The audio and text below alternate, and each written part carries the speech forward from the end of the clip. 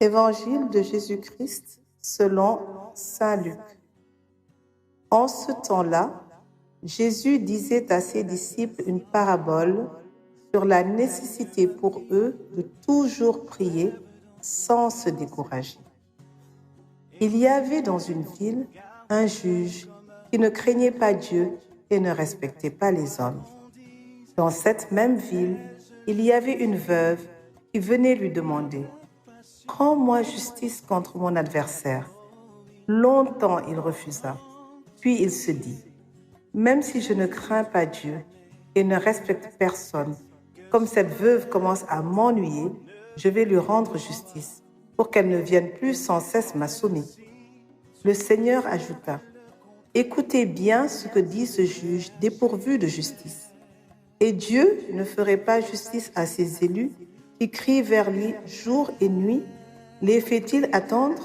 Je vous le déclare, bien vite il leur fera justice.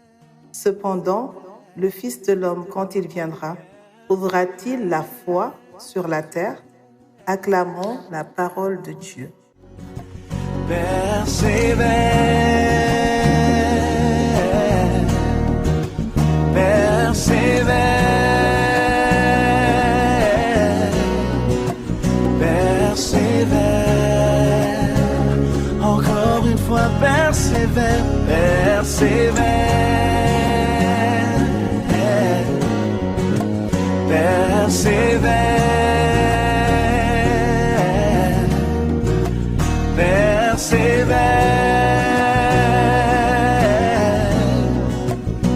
Persévère,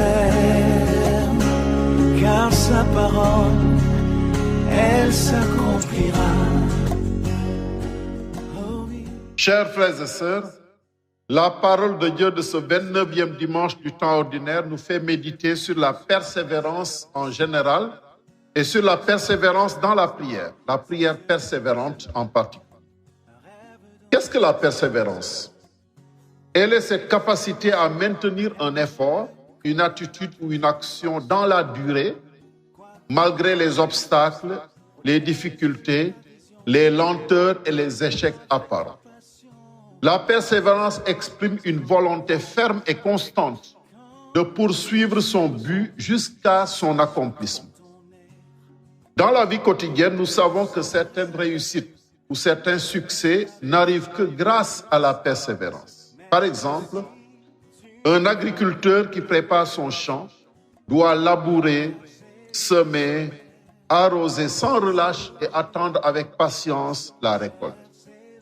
Un étudiant doit étudier chaque jour avec abnégation et sans relâche pour réussir son examen et avoir son diplôme.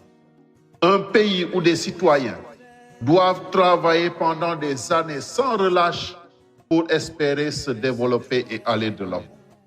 Frères et sœurs, la persévérance est souvent la clé des grandes victoires. Cette persévérance s'exerce dans la vie de tous les jours, mais elle doit aussi s'exercer dans notre vie spirituelle. Et c'est le message central de la parole de Dieu de ce jour. Dans la foi chrétienne, en effet, la persévérance est une vertu spirituelle essentielle. Elle consiste à demeurer fidèle à Dieu, fidèle à la prière, fidèle à la parole et aux engagements chrétiens, même quand les sentiments, les résultats visibles ou les circonstances sont défavorables. Nous avons un exemple de persévérance dans la prière, dans la première lecture de ce jour. Le peuple d'Israël, pour entrer en terre promise, doit combattre avec d'autres peuples. Aujourd'hui, il combat contre les Amalécites. Pendant que Josué dirige le combat en bas, Moïse, accompagné de Aaron et de Our, monte sur la montagne pour prier. Tant que les mains de Moïse sont levées, le peuple d'Israël l'emporte. Mais quand Moïse baisse les bras, alors Amalek prend le dessus. C'est alors que Aaron et Our soutiennent les bras étendus de Moïse jusqu'au coucher du soleil. Alors Israël remporte la bataille.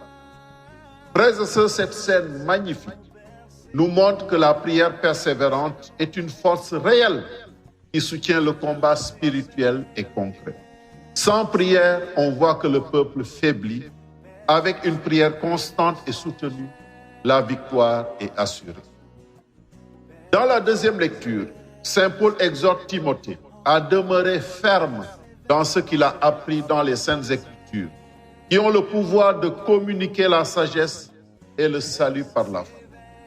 Il encourage Timothée également à persévérer dans l'enseignement en proclamant la parole, en intervenant à temps et à contre-temps pour dénoncer le mal, faire des reproches, encourager toujours avec patience et souci d'instruire. La fidélité quotidienne à la parole est aussi une forme de prière persévérante. Et dans l'Évangile, Jésus nous raconte une parabole sur, dit Luc, la nécessité de toujours prier sans se décourager. C'est la parabole de la veuve importune et du juge inique. Cette femme pauvre et sans influence obtient justice, non pas à cause de sa puissance, mais grâce à sa constance, à sa persévérance. Elle ne se lasse pas de revenir, de réclamer, de demander. Si même un juge injuste finit par céder à cause de la persévérance d'une pauvre femme, combien plus Dieu, dit Jésus, le juste juge et le Père plein d'amour, répondra à ceux qui crient vers lui jour et nuit. Jésus conclut par une question grave. Le Fils de l'homme, quand il viendra, trouvera-t-il la foi sur la terre? Autrement dit, trouvera-t-il des croyants qui prient encore avec persévérance sans se décourager? Ainsi, frères et sœurs, la parole de Dieu de ce jour insiste sur 3 attitudes que le chrétien devrait avoir. D'abord, la nécessité de prier sans se décourager. La parabole de Jésus nous enseigne à ne jamais cesser de prier, même quand Dieu semble se taire. La foi véritable se manifeste dans la prière tenace, celle qui ne se lasse pas de frapper à la porte du ciel. Cette persévérance n'est pas une insistance capricieuse, mais une expression de notre confiance en Dieu. Je continue à prier parce que je crois que Dieu m'écoute, même si je ne vois pas encore le résultat. Deuxième attitude, la prière comme un combat spirituel. Comme Moïse sur la montagne, prier, c'est soutenir le combat, visible ou invisible. Combat contre soi-même, contre les forces de ce monde, contre le démon et ses anges. Quand nous cessons de prier, nos bras spirituels tombent et l'ennemi gagne du terrain. Le découragement, le péché et l'indifférence s'installent. Mais quand nous prions ensemble, comme Aaron et Hur soutenant Moïse, alors nous nous fortifions mutuellement. La prière communautaire est une arme puissante. Troisième attitude enfin, demeurer dans la persévérance dans un monde de l'instantané. Comme vous le savez, notre société moderne valorise la rapidité. Tout doit être immédiat.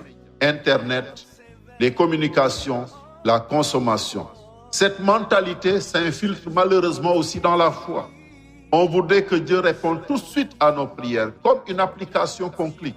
Mais Dieu n'est pas une machine à distribuer des grâces. Il agit dans le temps, souvent pour nous faire grandir dans la foi, la patience et la maturité spirituelle. La prière persévérante purifie alors notre désir et nous apprend à entrer dans le temps, dans le moment de Dieu. Quelles leçons pour nous aujourd'hui? 3 leçons. La première, c'est de ne pas se décourager dans la prière personnelle. Frères et sœurs, chacun de nous fait l'expérience d'une prière apparemment non exaucée. Une intention qui nous tient à cœur. Ça peut être la santé, un travail, un conjoint, un enfant, la réussite, une meilleure situation, etc. Nous y consacrons beaucoup de temps, beaucoup d'énergie en prière, en jeûne, en sacrifice, et pourtant, apparemment, rien ne change. Apparemment, Dieu ne répond pas. C'est alors que des questions commencent à se poser. Le découragement commence à s'installer, ainsi que le doute et la lassitude. Souvent, si nous ne sommes pas forts, nous nous tournons vers autre chose ou vers quelqu'un d'autre, les marabouts, les pangols, etc. Que faire lorsque cela arrive? Eh bien, tout offrir à Dieu. Et surtout ne jamais écouter cette voix du démon qui parle à l'intérieur de nous-mêmes et qui cherchent à nous enfoncer dans la désespérance. Au contraire, même si notre cœur n'y est pas, continuons à prier pour cette intention. Même si on ne sent rien, même si la nuit de la foi arrive, persévérons dans la prière. Comme cette pauvre veuve, cassons les oreilles du Seigneur jusqu'à obtenir gain de cause. Et surtout, croyons que Dieu agit. Dieu écoute, même si nous ne voyons encore rien. Il agit mystérieusement. La persévérance dans la prière façonne notre cœur et nous apprend à dépendre de Dieu, à remettre notre confiance entre ses mains et à nous ouvrir à sa volonté plutôt qu'à la nôtre. Deuxième leçon, nous devons porter les autres dans la prière communautaire. Comme Aaron et Our l'ont fait pour Moïse, nous devons prier les uns pour les autres. Nous devons nous soutenir dans la prière. Nous devons soutenir les bras spirituels les uns des autres. Prions ensemble en famille, dans les groupes de prière, en communauté, en paroisse, etc. L'Église est forte quand elle prie ensemble. La prière personnelle, oui, mais ne jamais oublier la prière communautaire, la force de la prière communautaire. L'union et la communion spirituelle sont un rempart solide contre le mal et elles exercent une grande puissance sur le cœur de Dieu. Alors, persévérons dans la prière en communauté. Troisième leçon enfin, nous devons évangéliser par notre persévérance. Dieu se sert de tous les moyens pour évangéliser, pour toucher les cœurs et appeler à la conversion.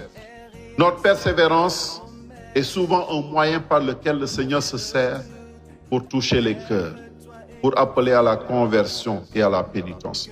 Lorsqu'on voit une personne qui prie fidèlement, malgré les épreuves, et qui apparemment n'obtient rien, sa situation ne change pas, rien ne bouge, eh bien on est souvent édifié par cette persévérance. Et cela nous fait réfléchir et nous remettre en cause. Mais d'où cette personne tire-t-elle cette force pour continuer à prier sans se décourager? Alors cette personne devient un témoignage vivant de foi pour chacun de nous. Comme cette veuve, notre constance peut éveiller la foi des autres. Frères et sœurs, la persévérance, la prière persévérante n'est pas une perte de temps. C'est un acte de foi, d'amour et d'espérance. Dieu n'est pas insensible. Il veut que nous restions en relation constante avec lui, jour et nuit, quand ça va comme quand ça ne va pas. Comme Moïse, tenons alors nos mains levées. Comme la veuve, ne nous lassons jamais de le supplier. Et comme Timothée, restons fidèles à la parole qui nous enseigne. Ainsi, lorsque le Fils de l'homme reviendra, il trouvera en nous une foi vivante, une église en prière et des croyants persévérants.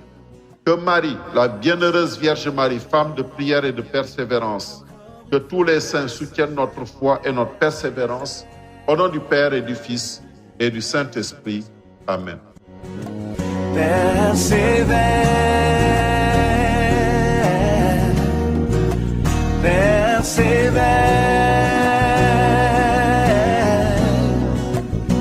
persévère, car sa parole, elle s'accomplira. Oh oui, elle s'accomplira. Oh oui, elle s'accomplira. Certainement. Oh oui, elle s'accomplira.